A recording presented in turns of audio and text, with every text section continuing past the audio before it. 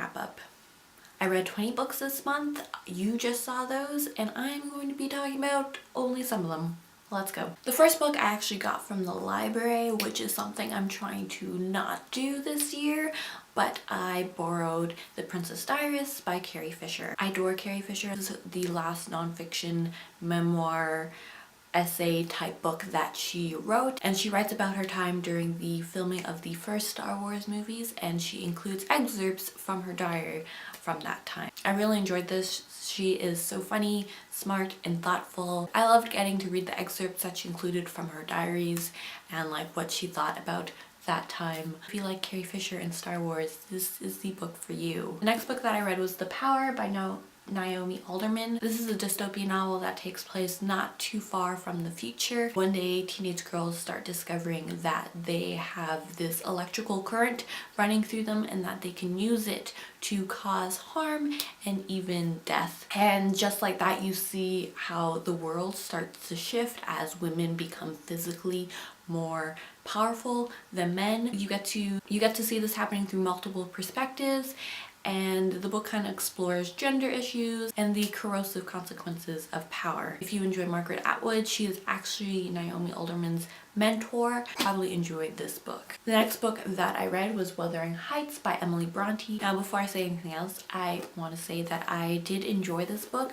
My copy of Wuthering Heights says the most haunting love story in the English language, which I mean is like quite high praise. Like you're setting the bar really high.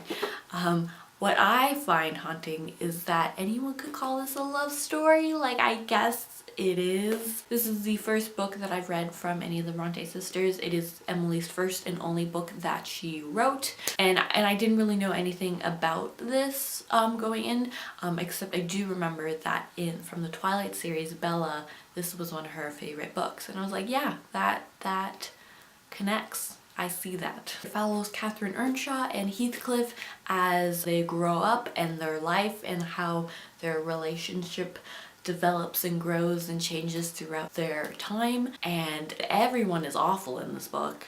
But that being said, I still really enjoyed it. The next book that I read was Fantastic Beasts and Where to Find Them by J.K. Rowling. I bought this book because it's just so beautiful. It is designed by Mina Lima, who in the Harry Potter movies, they did all like the poster artwork, anything that you see, they designed that. Designed this book, and there's illustrations throughout the book. I was just in the mood to read something easy and something familiar, which is quite a hard task when you're only trying to read your unread books. But this did the trick, and yeah, it was kind of nice revisiting these characters through the screenplay. The next book that I read are two books in one. It's The Mysterious Affair at Styles and Curtain by Agatha Christie. The Mysterious Affair at Styles is the first book that was published from Agatha Christie. It's also the first Hercule Poirot novel, and Curtain is the last Hercule Poirot novel. Now, this book puts Curtain first and The Mysterious Affair at Styles second.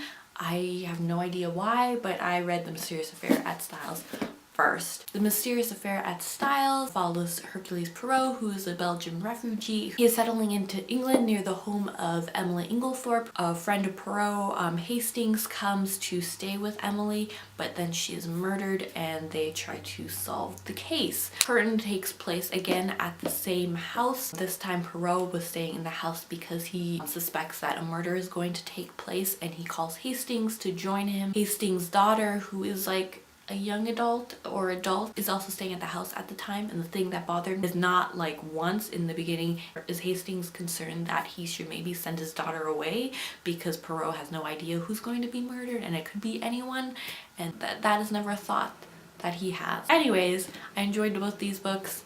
I enjoyed their mysteries. Agatha Christie is usually just a solid read. The next three books that I will be talking about all came from a book subscription from Shakespeare & Company.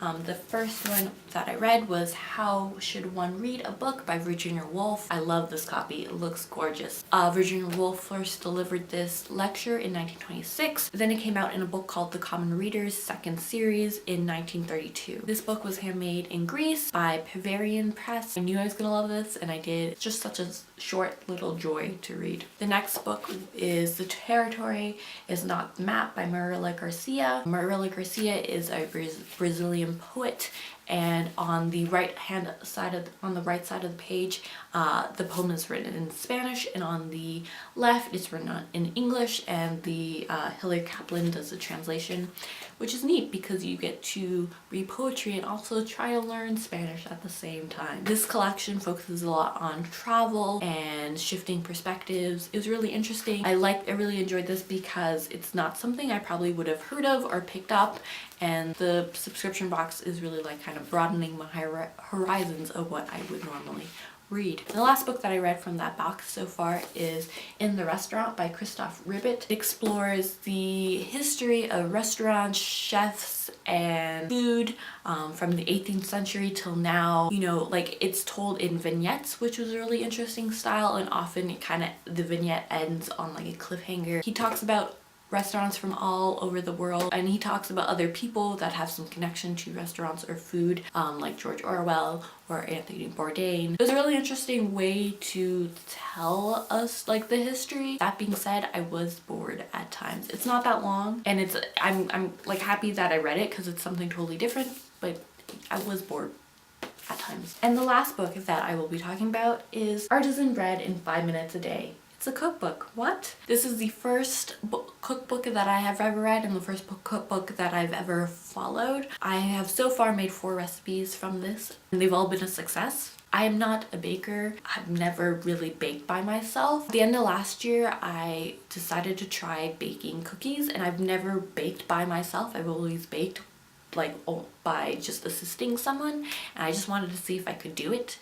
And I did it, and then I baked some more, and they've all so far been a success. You know, I thought bread might be a fun challenge. I heard about this cookbook and I borrowed it from the library, and the bread is delicious. This cookbook is supposed to be an easier way to make bread. Now, I don't know much about bread making or the process, and this is the only time I've ever made bread or witnessed anyone making bread. So it wasn't that hard.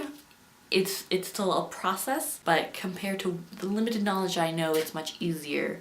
Also, most of the recipes, you make like a bulk of dough. So the recipe I followed is the first recipe, and you make 4 pounds of dough, and then each time you bake, you take a 1 pound chunk off and you bake it. The book has a bunch of recipes of same dough you can make, but you can make other things. So that was nice because then I got to just make 4 pounds of dough and bake 4 different things. If you're interested in making bread, I would say this cookbook, although the only one I've looked at, is a good one to kind of like dip your toe into the world of baking bread. I also have been posting all my baking adventures on my Instagram if you want to follow along. I've also been posting what I've been currently reading on my Instagram story as in real time. So if you're curious about what I'm actually reading in this moment, you can follow me there. Oh, that feels like too much of a plug, but I'm doing that. And that is what I've read for these past 2 months. Let me know if you've read any of these books and what you've thought. And that is all. Bye guys.